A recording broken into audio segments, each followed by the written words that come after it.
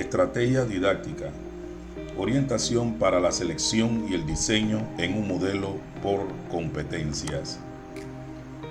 Anteriormente, nosotros podemos decir que el modelo tradicional representa la acumulación de conocimientos y saberes. Realmente el desafío es innovar, y para pasar del aprender haciendo al aprender desarrollando, el objetivo es que los estudiantes aprendan en base a necesidades reales del ámbito laboral y social. Es por eso que en el nuevo modelo, la aplicación práctica del saber hacer se impone, donde el aprendizaje activo debe ser vinculado a esa realidad del campo laboral, a los contextos donde se mueven los estudiantes y impregnado de un toque de colaboración a la hora del desarrollo de todas las actividades. Pero ¿qué podemos decir sobre las estrategias didácticas de enseñanza-aprendizaje? Una estrategia es un procedimiento, un conjunto ordenado de pasos o acciones que se emplean para la enseñanza y aprendizaje. Es decir, el docente presta información de cómo se debe desarrollar X o tal tarea que contribuye al desarrollo de habilidades.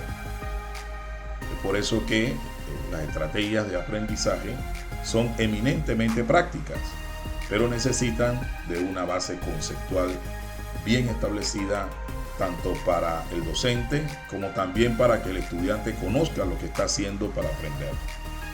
Y cabe destacar que desde la perspectiva docente se dan dentro de la formulación de una actividad para el desarrollo de un aprendizaje.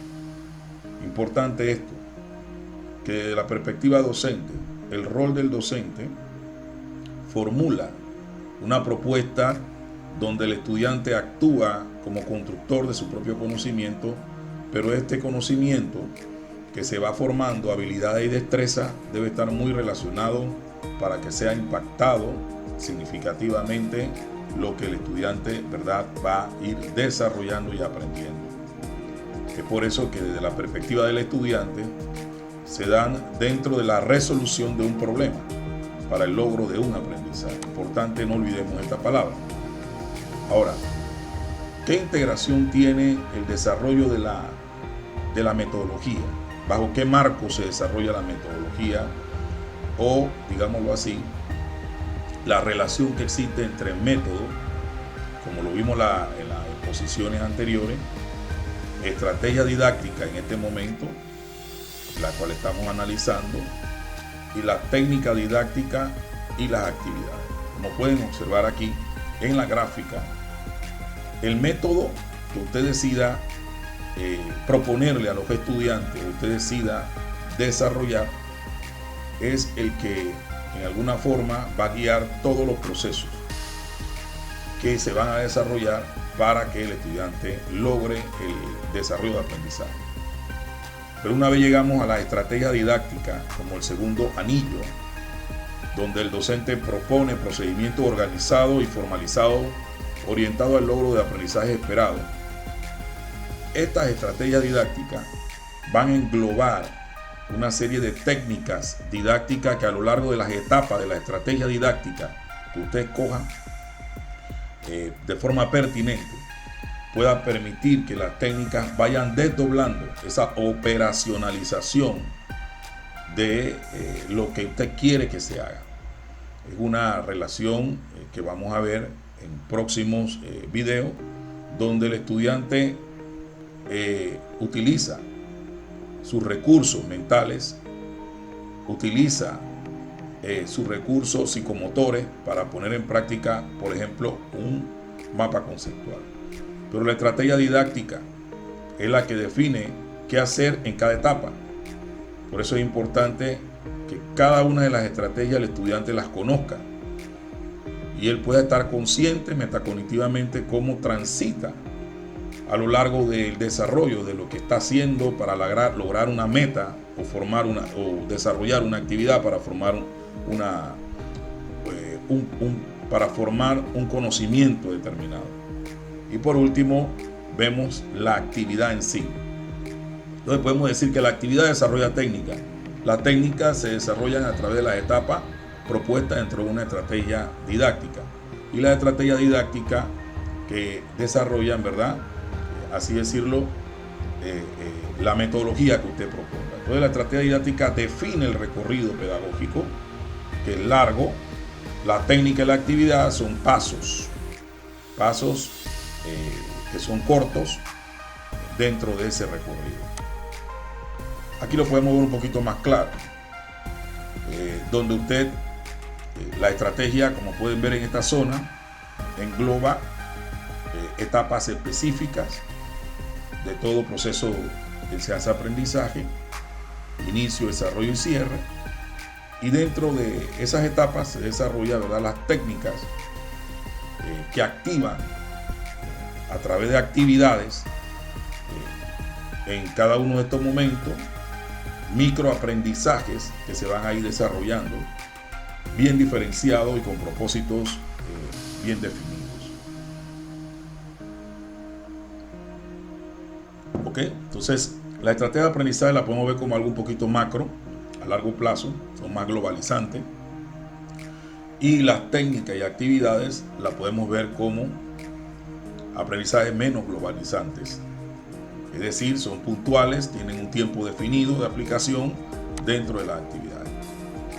Es por eso que podemos establecer en los 3 momentos didácticos, inicio, desarrollo y cierre, cuál es el rol y qué tipo de situaciones atiende cada una de estas etapas, que si bien es cierto se disipan, se traslapan, tienen características muy específicas, ya que al inicio de una presentación de un tema, usted comunica a los estudiantes qué es lo que usted pretende que ellos logren y las técnicas metodológicas que usted va a querer que ellos requieran que ellos utilicen.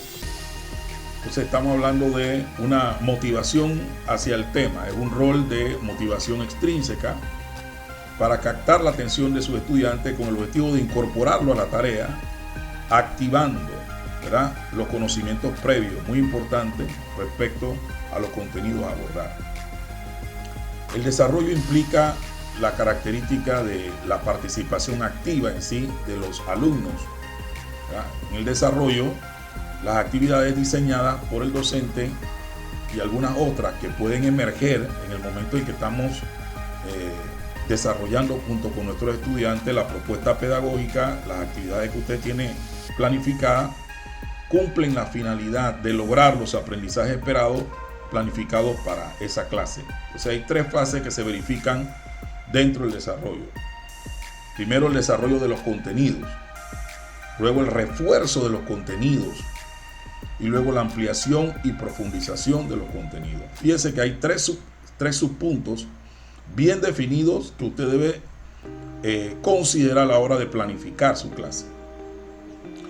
Desarrollar los contenidos por parte del estudiante. O sea, yo siempre colocarme y decir cómo el estudiante desarrolla los contenidos que vamos a utilizar para desarrollar o para incrementar habilidades, destrezas, capacidades, actuaciones dentro de la propuesta pedagógica que usted tiene.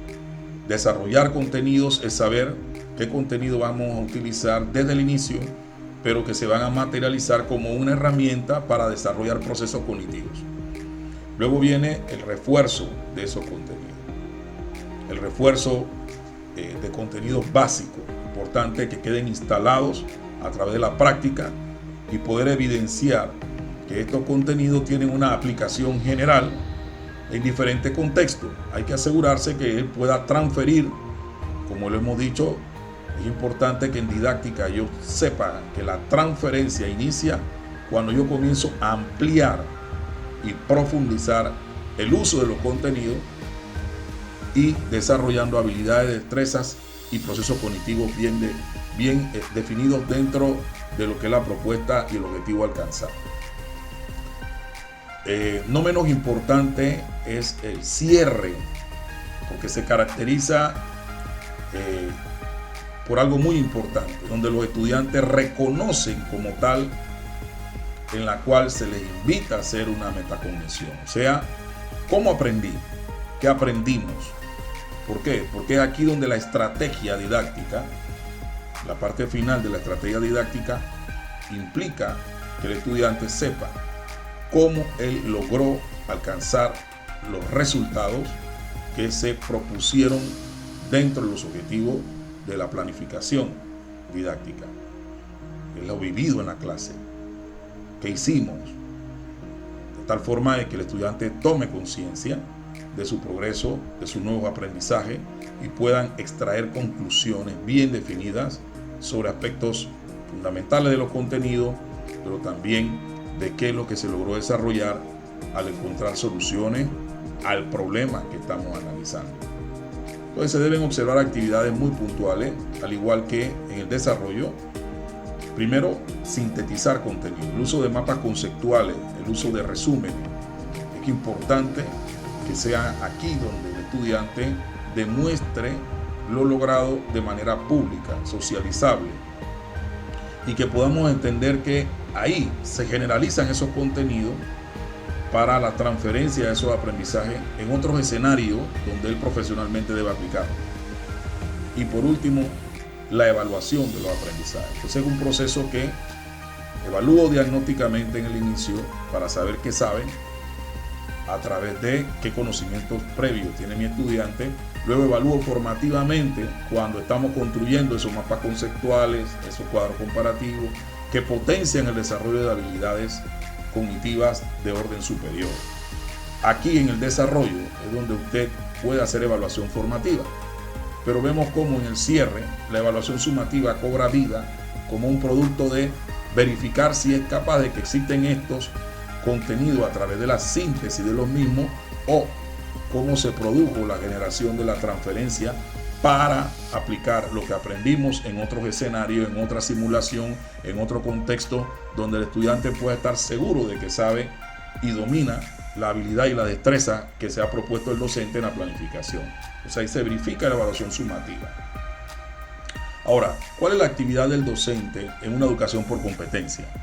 Importante que en una educación en competencia el docente es un coordinador. Él organiza, él media el encuentro entre el alumno con el contenido.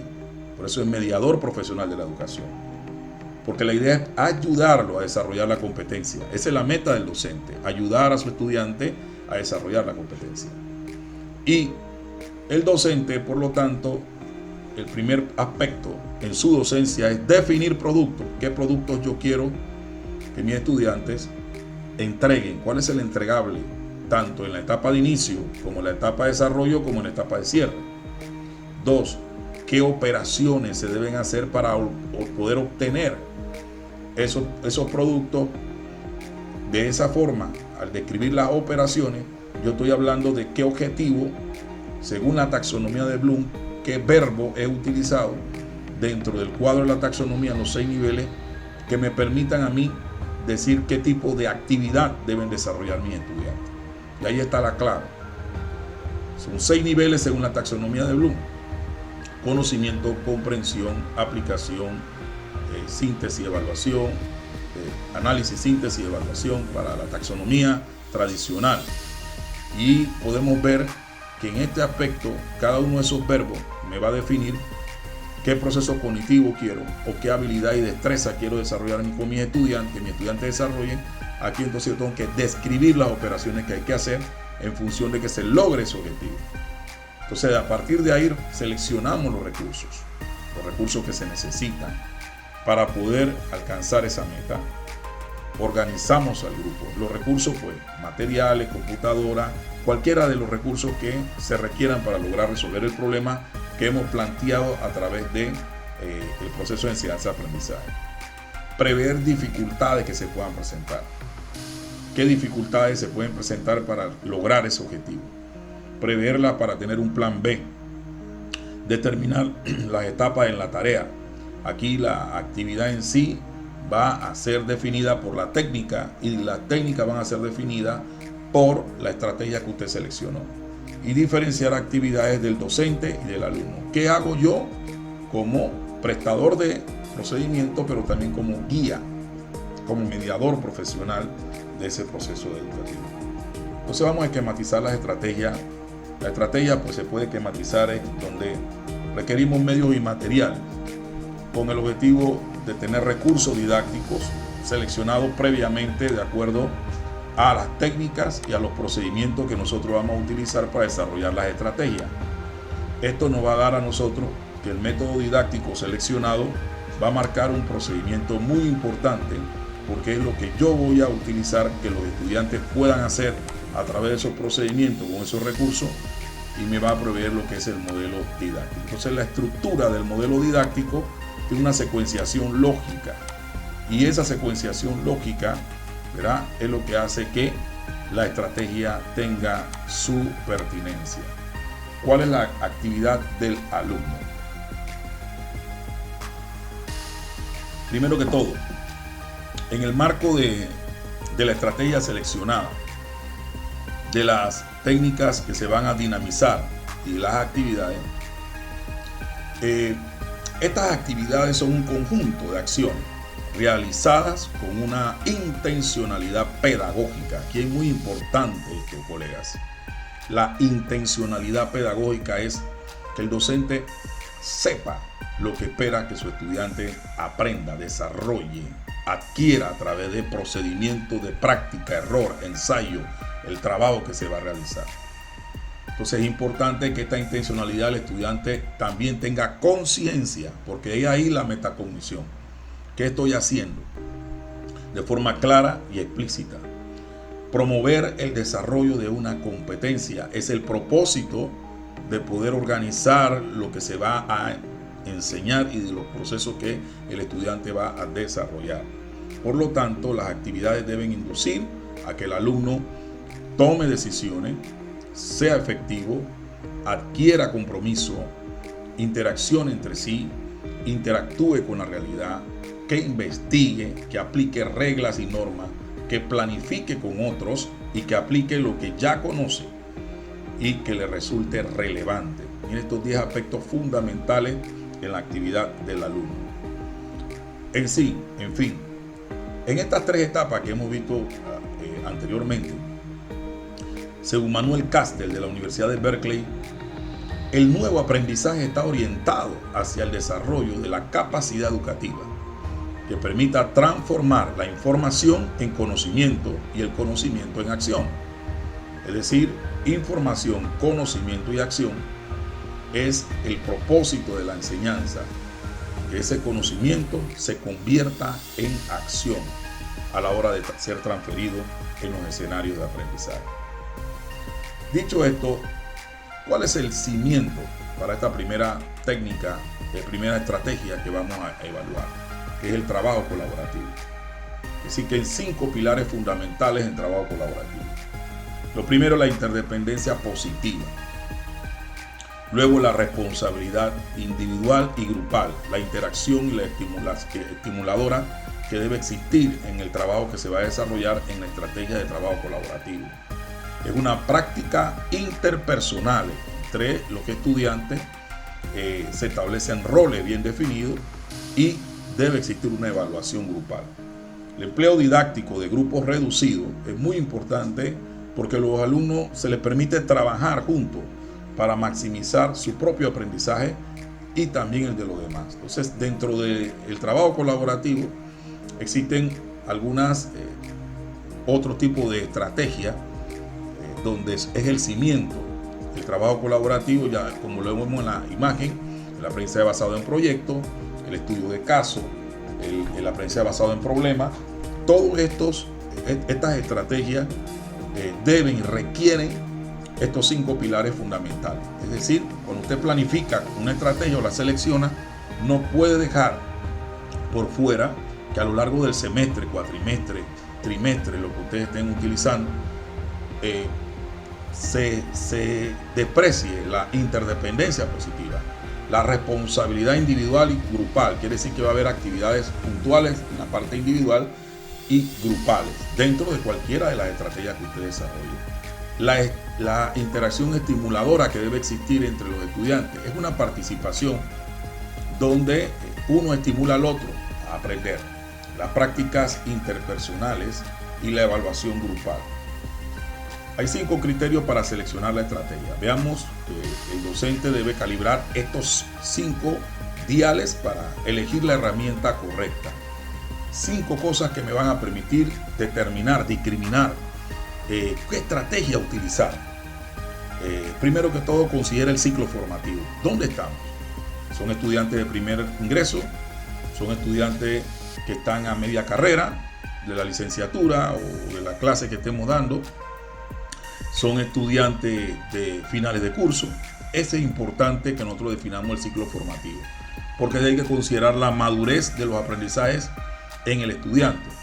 También debe seleccionar usted la complejidad del problema, o sea, qué tan complejo es el problema, porque de esta forma vamos a poder definir la profundidad de la estrategia y las etapas que van a ser implicadas para resolver el problema. La cercanía laboral, cuál es la relación que tiene lo que el estudiante va a desarrollar como competencia, y obviamente esa cercanía laboral viene siendo uno de los contextos más importantes cuando estamos preparando profesionales en X especialidad.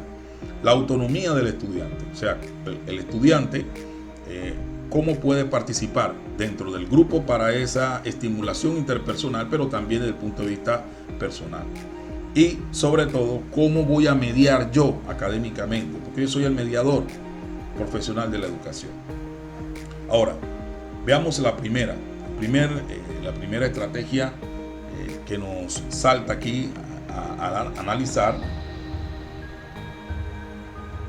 es el método de caso. ¿Cuál es su enfoque? Analizar situaciones urgentes que requieren un diagnóstico o decisión. El nivel de realidad puede ser ficticio o basado en alguna realidad específica. Esto es ideal para cuando estamos trabajando con leyes, con negocios, la parte ética, el desarrollo de alguna argumentación, algún juicio fundamentado. Esto es muy apropiado para eso. Entonces, ¿cuál es el rol del docente? Él guía el debate, él no da la respuesta, o sea, usted tiene que guiar el debate, administra el tiempo en la participación y de todo lo que se va a hacer en el caso, y sintetiza poco a poco lo que se va logrando progresivamente. Tenemos entonces 3 fases bien definidas: la de eclosión, donde están las opiniones; la fase del análisis dentro del mismo caso; y la fase de conceptualización, donde se recoge ya los conceptos desarrollados, aplicados para resolver el caso. Es un entrenamiento para la toma de decisiones, el método de caso. Ayudar a que nuestros estudiantes aprendan a tomar decisiones de manera crítica y reflexiva requiere el uso del método de caso. El aprendizaje basado en problemas, el ABP. El aprendizaje basado en problemas es cuando usted quiere utilizarla para hacer un detonante, que quiere decir, para poder iniciar, por así decirlo, algún tipo de conceptos o formación por competencia, algún desarrollo de habilidad que tiene una combinación con otras estrategias, como el aprendizaje basado en proyectos. Usted va a resolver un problema. Entonces, la idea es que este enfoque permite que el estudiante adquiera nuevo conocimiento a través de la investigación, de la indagación. Entonces, ¿cómo hacer investigación? Y ahora en el tema de la IA, aún cobra vida este aprendizaje basado en problemas, porque desarrolla pensamiento crítico bien elaborado. Entonces, los rasgos distintivos son que el problema se presenta siempre antes de estudiar la materia. Así que cuando usted va a iniciar un proyecto, en este caso aplicando algún tipo de conocimiento para resolver problemas dentro del ámbito profesional, este es un enfoque muy apropiado, y donde el rol del estudiante es identificar aquellas brechas de aprendizaje, o sea, cosas que faltan por aprender, lo que él no sabe, y buscar información para resolver ese escenario que usted le ha presentado en el problema.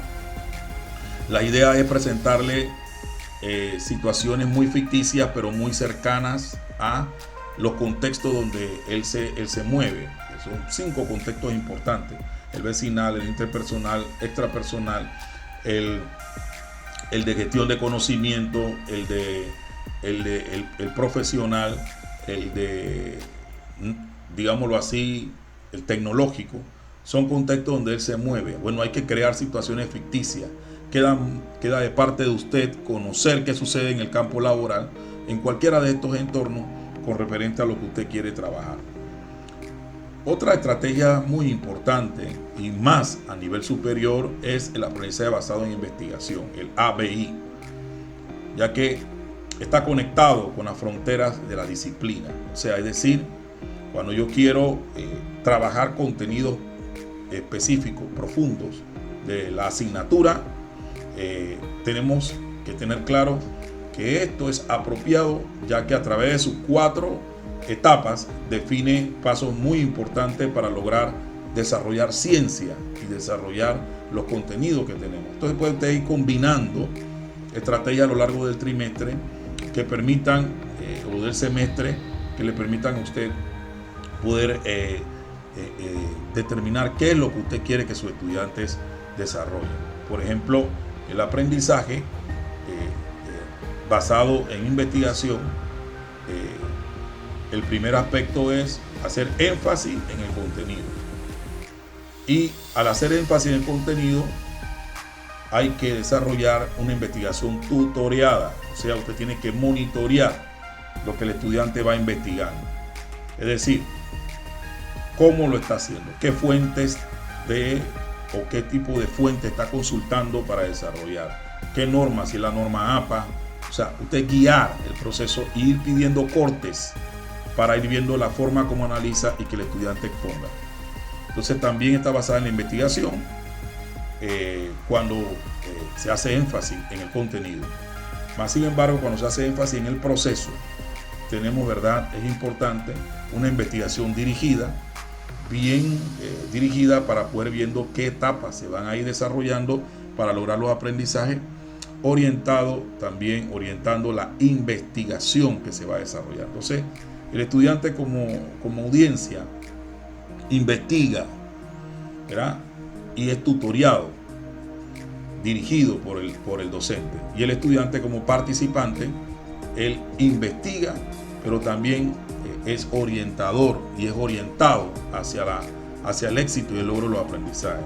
El objetivo, en fin, no necesariamente crear un nuevo conocimiento, sino por el contrario, se pueden crear nuevos conocimientos a lo largo de la aplicación del método científico. Usted quiere que él aprenda a investigar, que él reflexione cuáles son las etapas para lograr, ¿verdad?, en algún momento un resultado específico que evidencia un producto, ¿ya? Entonces aquí, cuando yo quiero que mis estudiantes aprendan a investigar y sean científicos, es apropiado el aprendizaje basado en investigación. El aprendizaje basado en proyectos, muy utilizado, nos funciona a nosotros para que nuestros estudiantes aprendan a planificar, a crear y a evaluar. Qué interesante. Este enfoque responde a una necesidad mediante un producto que deben entregar, un producto tangible o una propuesta que deben entregar nuestros estudiantes. Tiene diferenciación del ABP, de la indagación, ya que el aprendizaje basado en proyectos se orienta a la acción, ¿verdad? Muy apegado a obtener un producto. Las competencias clave que se desarrollan es la autorregulación del estudiante a través de todo lo que van haciendo nuestros estudiantes, la planificación y la interdisciplinariedad.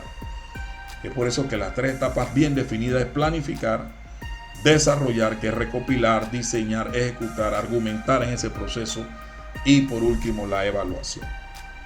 Ahora, el aprendizaje basado en servicio es muy importante porque vincula la academia con compromiso social. O sea, hay una necesidad real en la comunidad, y llámese la comunidad en el aspecto social, y el objetivo académico en esa extensión de la universidad permite que los estudiantes sean protagonistas, pero aplicando lo que aprenden a favor de la sociedad, en ese contexto interpersonal e interrelacional con otros. Entonces ustedes, como docente, guía con calidad los procesos que se han establecido a través de los procedimientos para el desarrollo de la estrategia, y tiene también un enfoque sociocomunitario, o sea que es un coeducador. ¿Ya? Pues sin reflexión, sin intencionalidad, es voluntario Y sin estos ingredientes no se puede, ¿verdad?, en algún aspecto desarrollar el aprendizaje en servicio. Muy importante que haya reflexión intencionada y que haya voluntariedad de parte del estudiante. No es una calificación, no es un requisito, debe ser algo, un aporte de parte del estudiante, consciente. El aprendizaje basado en desafío es uno de los más importantes porque plantea retos al estudiante, ya que su enfoque es que se solucione un problema real mediante tecnología e innovación. ¿Cómo les gusta esto a los estudiantes? Porque tiene que ver con la innovación global. Sin embargo, el requisito clave es la difusión pública de estos resultados. Entonces él se da a conocer como profesional, integra esta habilidad en su portafolio profesional. Y para eso tenemos que tener una idea general. A partir de una idea general surgen preguntas esenciales. Y el desafío es poder solucionarlo y luego publicarlo. Ese es el aprendizaje basado en desafío. Las prácticas externas ya es cuando inmersamos al estudiante en lo profesional. Realmente, pues, el docente tiene que tener cierta experiencia para establecer lo que son las expectativas de desempeño que los estudiantes deben tener claro al finalizar el curso. Entonces es importante que las expectativas se establezcan al inicio y que las prácticas externas sean parte de esa relación interdisciplinar, sean parte de las pasantías que se desarrollen, ya que los desempeños en un contexto real favorecen el control y el propio ejercicio de la profesión. Entonces tenemos un triángulo importante: el estudiante como aprendiz, el supervisor del centro de la práctica monitoreando en sitio lo que sucede, y el supervisor académico, que es usted como docente, vinculado en esa relación en una tríada poderosa que integra conocimiento y enfrenta esa incertidumbre de ¿y cómo lo aplico? ¿Y qué voy a encontrar? Y es importante que los estudiantes puedan saber qué sucede en el campo laboral, porque hasta en las entrevistas, una vez que él se gradúa, se va a acordar siempre de lo que vio en el mundo laboral a través de esta práctica. Vamos a establecer entonces un cuadro comparativo que es la naturaleza del desafío, ¿verdad?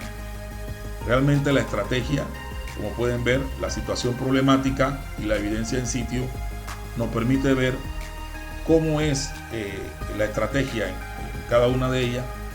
En este cuadro, el aprendizaje basado en problemas es ficticia, la situación problemática, y la salida son posibles soluciones. ¿Por qué es importante para nosotros en la enseñanza? Porque esto es lo que va a definir qué tipo de técnica voy a utilizar para lograr desarrollar la estrategia en sí. Por ejemplo, vamos a tomar otro caso: el aprendizaje basado en proyectos.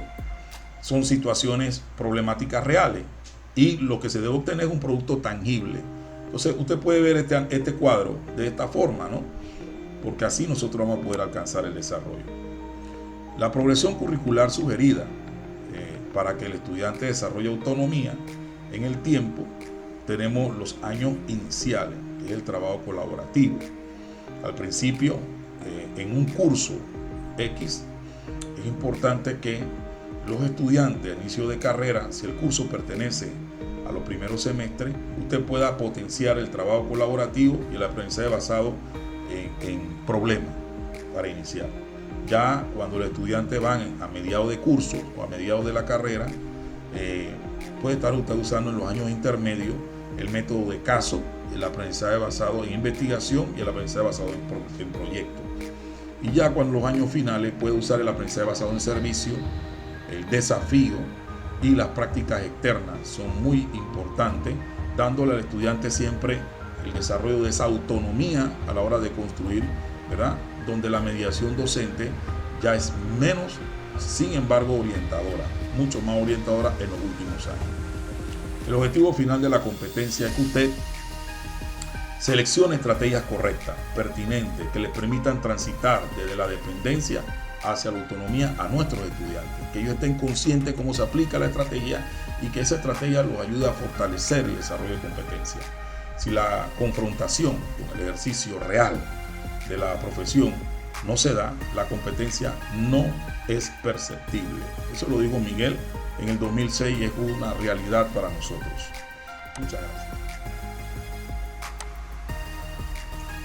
Técnicas didácticas, su orientación para su selección en el modelo de competencia. Ya hemos hablado de la estrategia, ahora vamos a hablar de las técnicas didácticas.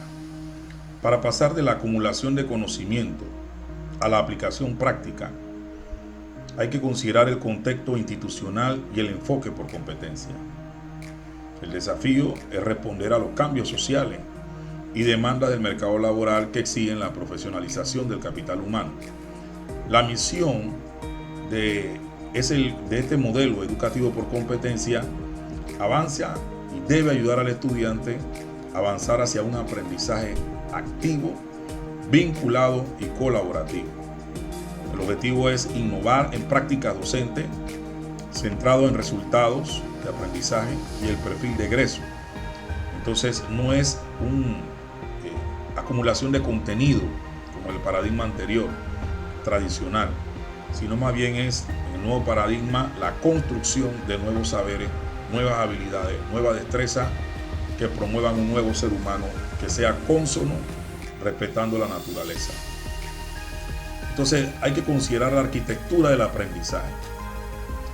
Hemos establecido que las estrategias metodológicas tienen un enfoque global, coherente, integrado de técnicas y recursos, y que la estrategia didáctica establece procedimientos de gran alcance dentro de la asignatura, donde el docente es un facilitador, hemos dicho, mediador profesional de la educación.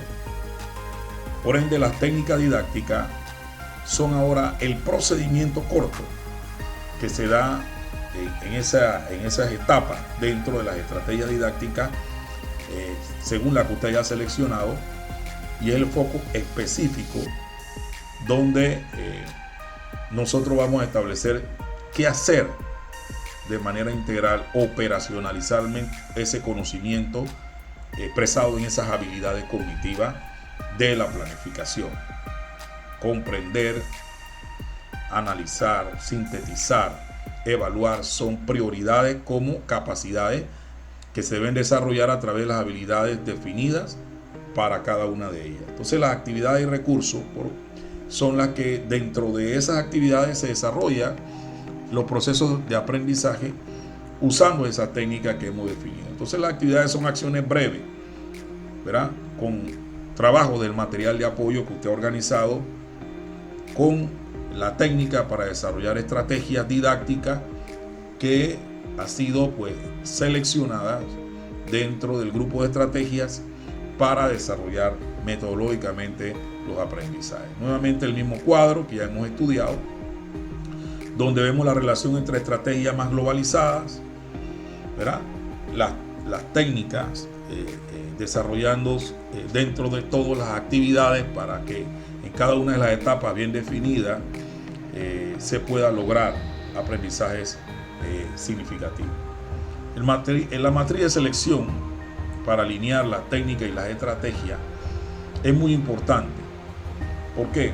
Porque dependiendo de lo que yo quiero que mis estudiantes hagan en las etapas que están definidas aquí en las columnas para cada una de las estrategias que antes hemos estudiado, podemos definir, por ejemplo, los tipos de técnicas que podemos utilizar. Por ejemplo, en el ABP se puede utilizar clase expositiva, trabajo colaborativo y simulación.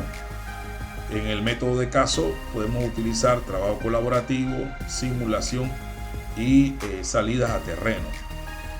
En el ABPI, trabajo colaborativo, salida a terreno. Mire cómo combinamos trabajo colaborativo, siempre trabajo colaborativo, que es la base, y usted va combinando algún tipo de técnica que vaya a utilizar, pero sin olvidar siempre el trabajo colaborativo, no importa la estrategia que usted haya propuesto para que su estudiante desarrolle. Vamos a ver la primera de ellas, la clase expositiva. La clase expositiva tiene que ver con esa presentación de un tema lógicamente estructurado para facilitar información organizada. Entonces es importante que el inicio sea un 10%, ¿verdad?, de la clase usted la escoja para motivar a su estudiante, activar esos conocimientos previos y poder encauzarlos en el objetivo del que usted quiere que se desarrolle el tema. Entonces el desarrollo del tiempo que va a emplear de la clase puede ser un 65% para esa etapa de secuenciación lógica, de conexión, de desarrollar procesos cognitivos bien definidos a la hora de generar los conocimientos que se van a transferir en el cierre en situaciones reales. Entonces, hacer el resumen, la consolidación debe tomar un 25% para que los estudiantes tengan ese espacio de compartir conocimiento. Entonces, el docente en esta técnica estructura, expone, varía la voz, gestiona, comunica, ¿verdad? Verbal y no verbalmente. Y el rol del estudiante es escuchar de manera activa, tomar apuntes, conectar conceptos que se van a ir desarrollando.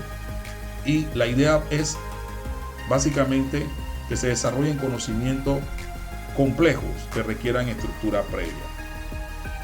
Otra técnica de sumo valor o de suma relevancia es el debate, porque desarrolla el pensamiento crítico y se define como una discusión muy ordenada, coherente, que promueve la reflexión, la argumentación, la defensa de posiciones sobre un tema controversial.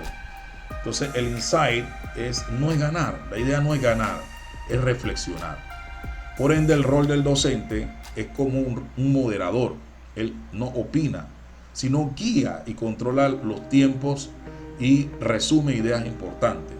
Y los estudiantes son los protagonistas dentro del debate, ya que ellos son los que investigaron, ya ellos son los que argumentan, los que defienden la práctica y con tolerancia, ¿sí? Los tips de implementación es de que se usa para 45 o 60 minutos, no más de ahí. El tema debe ser un tema controversial y conocido, y el cierre debe tener siempre una síntesis colaborativa. La clase invertida, que puede ser aprendizaje invertido combinado con aula invertida, desarrolla la autonomía y práctica. La teoría se revisa autónomamente fuera del aula. Esto es muy bueno para que los estudiantes se preparen antes de entrar a clase. El tiempo de clase se usa para la práctica y la colaboración. O sea que en casa antes de clase se revisa autónomamente toda la teoría y usted puede colocar alguna prueba formativa que él le pueda enviar usando la tecnología. Por ejemplo, existen herramientas como el Padlet, donde usted coloca videos enriquecidos con preguntas formativas que él puede ir desarrollando. Esto va a permitir ganar tiempo cuando el estudiante llega al aula durante la práctica guiada y esto trae sus dudas.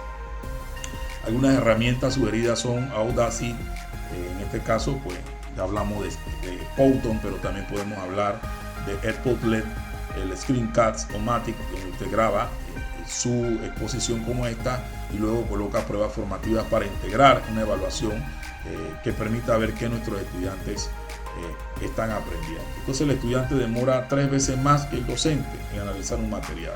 Entonces hay que calibrar lo que vamos a enseñar.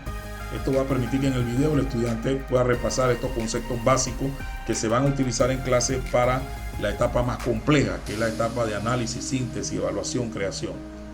Las salidas a terreno en contexto real son experiencias de observación y aplicación en escenarios reales de la profesión y diferentes a la práctica profesional, se centra en una sola asignatura. O sea que aquí vamos al terreno, vemos algo específico y en el proceso de implementación hay que preparar, o sea, gestionar el lugar, los permisos, las guías de estas pasantías, hacer enlace con las empresas que nos prestan los espacios y los técnicos para que den explicaciones específicas para temas puntuales dentro del curso.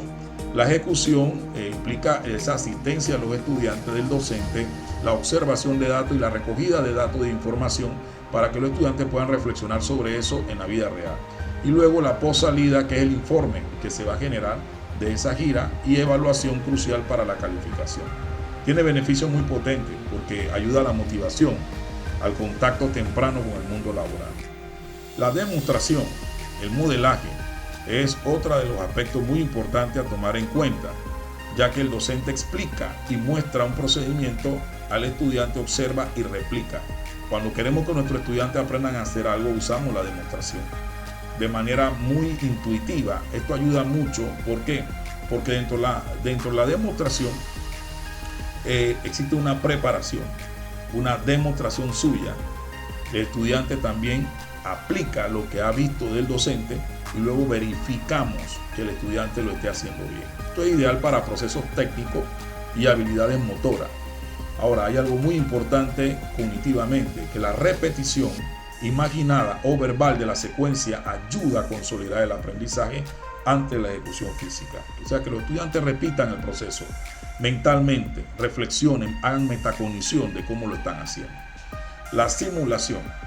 La simulación tiene que ver con la seguridad y la decisión que se promueve a través del uso de esta técnica.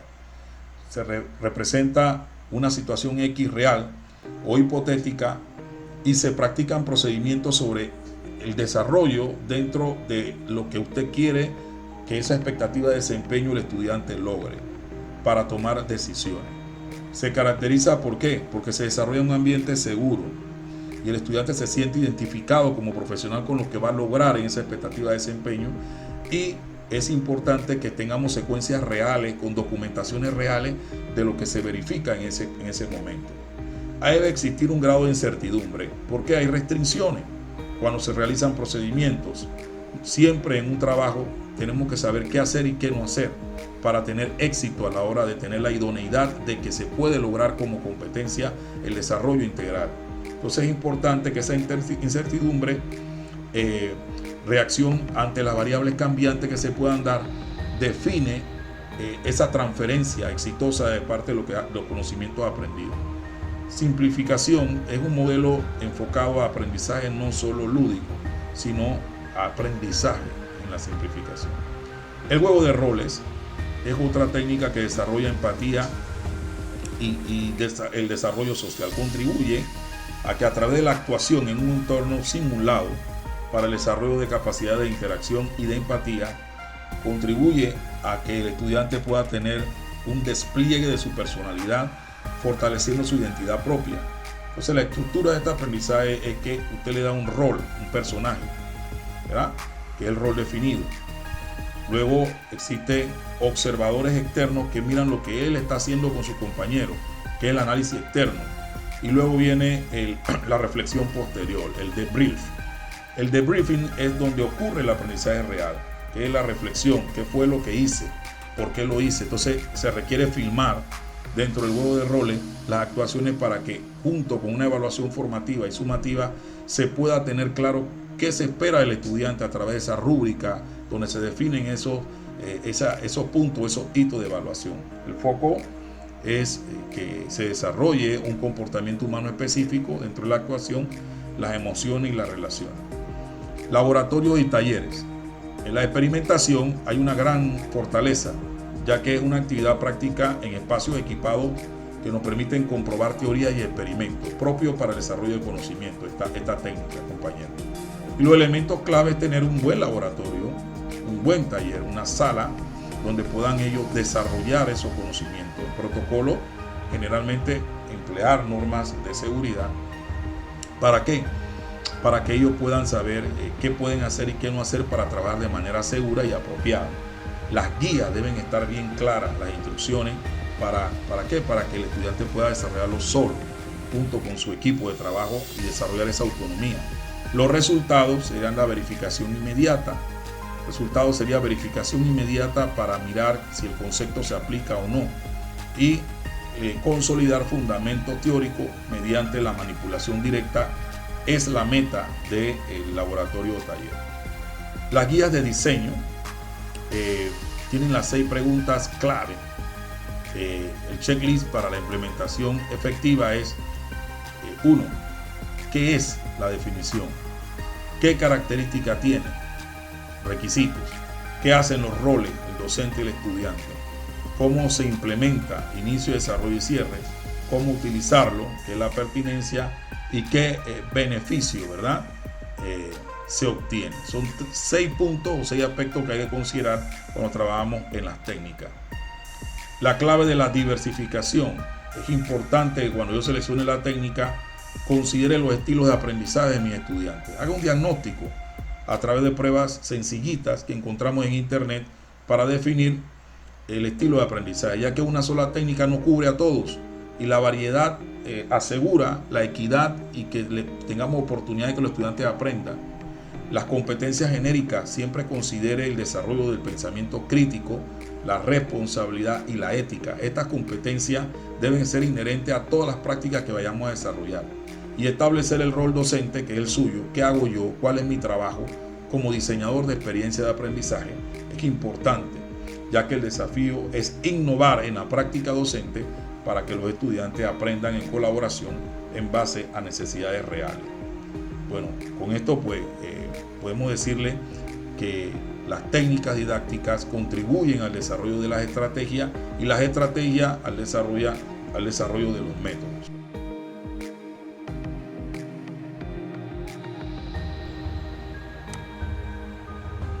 Actividades de enseñanza-aprendizaje. Las actividades de enseñanza-aprendizaje se presentan como el diseño. Son los bloques que nos ayudan a diseñar las experiencias de aprendizaje activo. En ese sentido, ellas dentro del marco de referencia se colocan en las 3 etapas o pertenecen a lo que se va a hacer en sí en las 3 etapas del proceso de enseñanza-aprendizaje, o sea, en el inicio, en el desarrollo y en el cierre. El cambio de paradigma educativo, ¿cuál es? Pasar de un contexto tradicional a un modelo más activo. El cambio implica que en lo tradicional los cambios sociales y económicos rápidos, la mayor demanda de profesionalización y el enfoque de acumular conocimiento provocó que se cayera en una educación muy tradicional. Sin embargo, en el modelo de desarrollo de competencias, el aprendizaje debe ser activo, vinculado y colaborativo. La meta es entonces que innovemos basado en necesidades reales y que como docente nosotros transitemos, ¿verdad?, al aprender desarrollando. Es decir, el estudiante aprende desarrollando. La brújula del arquitecto, los 4 criterios de selección de las actividades: primero que todo, la coherencia. La coherencia, segundo, la secuenciación de actividades, la tercera es la factibilidad y la adecuación. Vamos a explicarla brevemente. En cuanto a coherencia, ¿qué congruencia tienen los aprendizajes esperados? O sea, la motivación versus la memorización.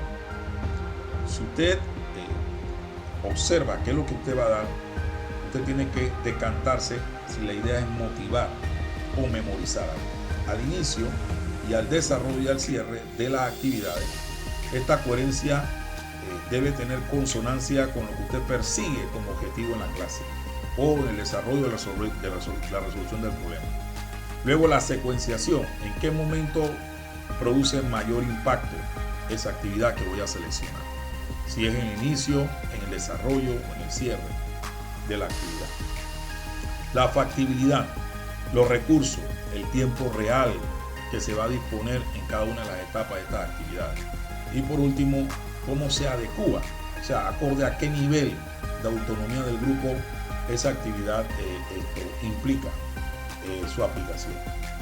Para ir calibrando la dificultad cognitiva, según Marzano, que es una taxonomía muy utilizada en el ámbito de las competencias, como la taxonomía Bloom también, pero en este caso tenemos niveles bien definidos: nivel de recuperación, el nivel de comprensión, el nivel de análisis y el nivel de utilización, muy consono con lo que hemos hablado de información, conocimiento y acción.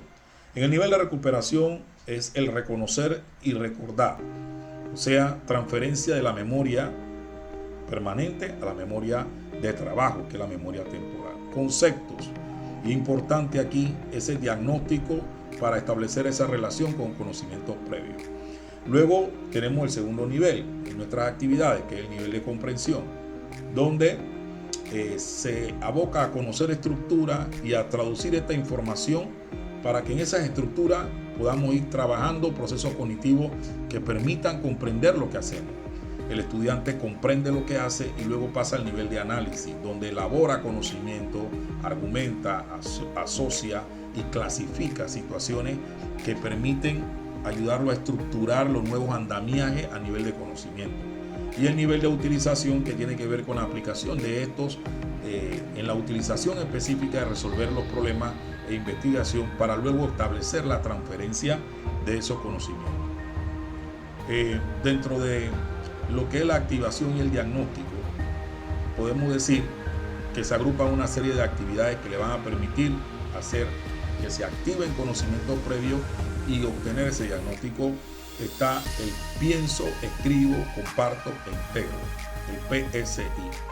El ciclo rápido, 7 minutos, se focaliza y se discute dentro de la clase, y la escritura materializa el pensamiento.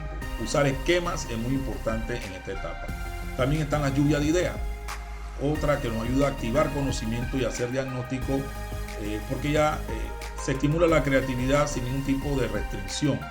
La cantidad sobre la calidad es lo principal. Ya cantidad sobre calidad inicialmente, y es ideal para indagar conocimientos previos. También está el cuadro SQA-NH, que nos sirve mucho para la metacognición en esa primera etapa, donde tenemos columnas de seguimiento de lo que usted sabe antes de empezar una tarea, una actividad o discutir un contenido. ¿Qué es lo que usted quiere saber? ¿Qué es la Q? O sea, ¿qué quisiera o cuáles son nuestras expectativas? Y en ese cuadro se va llenando, ¿verdad?, cuál es la expectativa de los compañeros del grupo de trabajo, qué aprendimos después que se da el proceso de lectura o del proceso de análisis, y luego entonces no aprendí, qué fue lo que no aprendí y qué haré para aprenderlo. En cuanto a procesamiento de información, la ruta lectora es muy fundamental. Antes, predicciones; durante, inferencia y subrayado; y después, juicio crítico y resumen. O sea, es decir, 3 etapas bien definidas en la ruta lectora. ¿Qué es? Usted predice. Entonces vamos a leer. Durante se hacen inferencias. El estudiante hace inferencia, suposiciones, y va subrayando. Y después, al final, cierra con un juicio crítico y un resumen a la hora de trabajar en la ruta lectora. La lectura entre pares también es importante porque es un trabajo entre dos, de duplas. En un rol, un estudiante es el resumidor y sintetiza. El rol B, el supervisor, detecta errores que se hayan hecho en el proceso de la lectura, y es una retroalimentación inmediata. En la organización visual del conocimiento tenemos que tener claro que tanto los estudiantes como el docente, en este caso los estudiantes, usan mapas conceptuales, mapas mentales y mapa algorítmico. Muy importante los 3 tipos de mapas, ya que en el conceptual se jerarquiza de lo general a lo particular y se usa proposiciones verbales. Sin embargo, en el mental es más radial, más creativo, entonces es muy estilo personal, se usan imágenes y colores. Y el mapa algorítmico, ¿verdad?, en esa organización del conocimiento visual, establece pasos para solucionar y el desarrollo de estos pasos, donde el flujo lógico nos permite una columna verbal versus una columna numérica. Es decir, qué voy haciendo en cada etapa. Esto es muy interesante para que los estudiantes comprendan cómo logran aprender, y más que todo al resolver ecuaciones. Ahora, del análisis crítico y de la toma de decisiones, podemos hablar del cuadro PNI, que significa positivo, negativo, interesante. Es importante ya que nos ayuda a equilibrar juicios para decidir a los estudiantes. El cuadro comparativo también es muy utilizado cuando tenemos que establecer criterios versus objetivos, y esto ayuda al desarrollo del pensamiento crítico, ya que establece semejanza y diferencias profundas entre situaciones que se presentan dentro de la actividad o del contenido analizado. Y el árbol del problema, que creo que no debe fallar, porque nos ayuda a hacer análisis de causas y efectos, transformable en árbol de objetivos. Entonces, en la síntesis colaborativa podemos utilizar que los estudiantes puedan hacer el Phillips 66. Es una técnica antigua, pero que todavía tiene vigencia, ya que en grupos de 6 personas, durante 6 minutos de discusión, hay una participación democrática por parte de grandes grupos, y es muy propio para salas donde tenemos muchos estudiantes. El rompecabezas, el jigsaw, es la interdependencia positiva. Todos necesitan de todo, expertos enseñan a su equipo. Ahí donde decimos no todos hacemos todo, pero entre todos hacemos todo. También existe la autonomía y la aplicación contextual. Si el propósito es desarrollar autonomía y cómo se aplica en el contexto, tenemos los estudios de caso y la guía de estudio. Los estudios de caso identifican principios en situaciones reales. No busca una solución, sino la aplicación de normas específicas. Por eso es estudiar un caso específico. Mucho se da en el área técnica y en el área de conocimientos profesionales como las leyes. En cualquiera de las disciplinas, en cualquiera de las profesiones, el estudio de caso es necesario. Y la guía de estudio nos permite autonomía guiada, desarrollo de objetivos claros y uso de bibliografía y autoevaluación. También está para la dinámica de rompecabezas, en este caso el grupo base, como pueden ver cómo se va moviendo. Tenemos grupos expertos en el Jigsaw.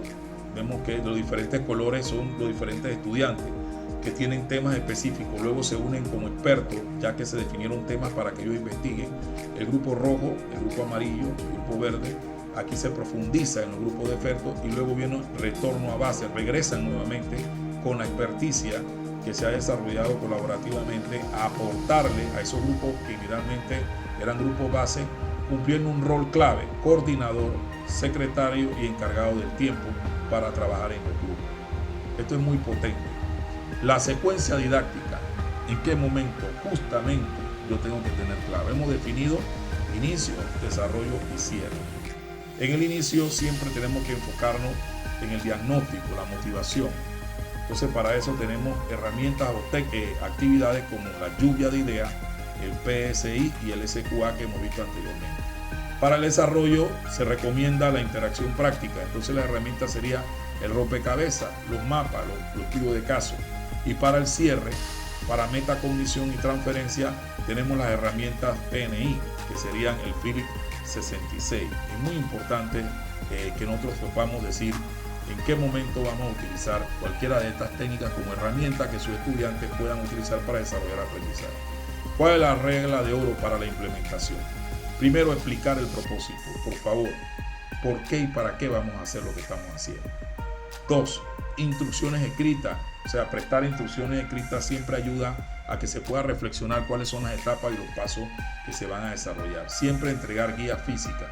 Materializar el pensamiento, es decir, tener evidencias escritas, ya que las evidencias escritas, según Vygotsky, manifiestan lo que está sucediendo dentro del cerebro y también comportamientos definidos a través de la escritura le da forma a la identidad personal de los estudiantes en su carácter y en su rol social. La rotación, variar para evitar rutinas, varíe a los estudiantes, pero también en esos nuevos equipos también proponga participaciones y roles diferentes. Y el feedback positivo, que es fortalecer antes que las debilidades. Importante siempre orientar al éxito a nuestros estudiantes fortaleciendo lo que hacen. Ya, entonces para validar, pues realmente las preguntas clave antes de entrar al aula. 1. La cognición. ¿Coincide el nivel 1 o 4 con la evaluación? Los recursos, materiales, espacio adecuado, el tiempo. ¿Es realista la planificación que estoy haciendo como docente? La autonomía, estudiantes preparados o requieren mediación. O sea, siempre pensar a nivel de conocimiento, si coincide con qué nivel según la taxonomía de Bloom o la taxonomía de Marzano. Recursos, qué recursos materiales van a emplear mis estudiantes en el aula. El tiempo, qué tiempo me toma desarrollar esta actividad a mí y siempre ver que a mi estudiante le toma 3 veces más. Y autonomía, si los estudiantes lo van a hacer en colaboración o individual, ese tipo de actividad. Ya casi para finalizar, el aprendizaje no es una tarea pasiva. Se construye cuando la persona interactúa con su medio, confronta ideas y resuelve problemas.